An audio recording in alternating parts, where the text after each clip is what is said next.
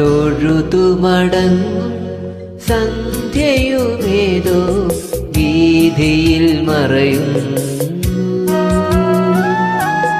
ഈറൻമുടിയിൽ നിന്നിറ്റിറ്റു വീഴും നീർമണി തീർത്ഥമാ കറുകപ്പൂവിനു തീർത്ഥമായി.